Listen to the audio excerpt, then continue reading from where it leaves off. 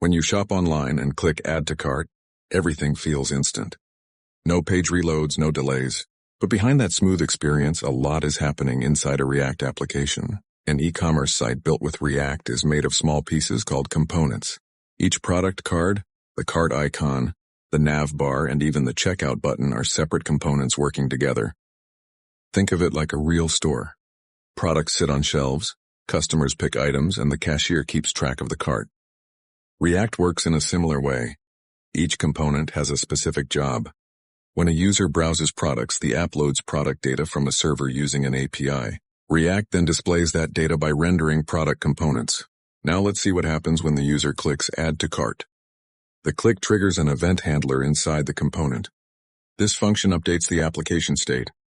In React, state stores dynamic data. The cart items, total price, and product quantities are all stored in state. It's like putting an item in your shopping cart in a store. Once you add something, the cart instantly reflects the new total.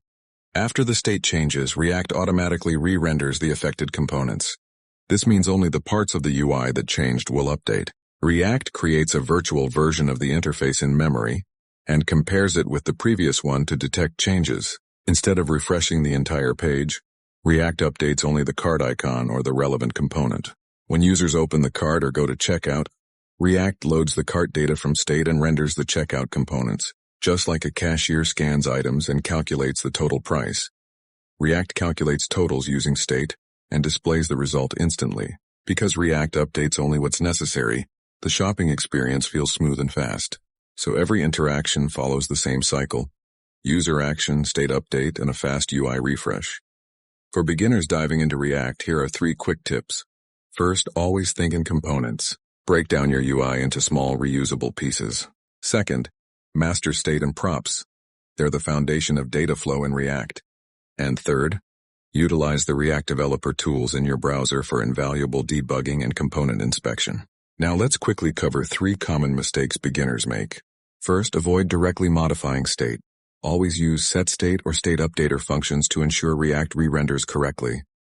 Second, always include a unique key prop when rendering lists of elements. This helps React efficiently update and reorder items. And third, understand the difference between props and state. Props are for passing data down, while state is for managing data within a component. That's how a React-powered e-commerce app handles your shopping experience behind the scenes.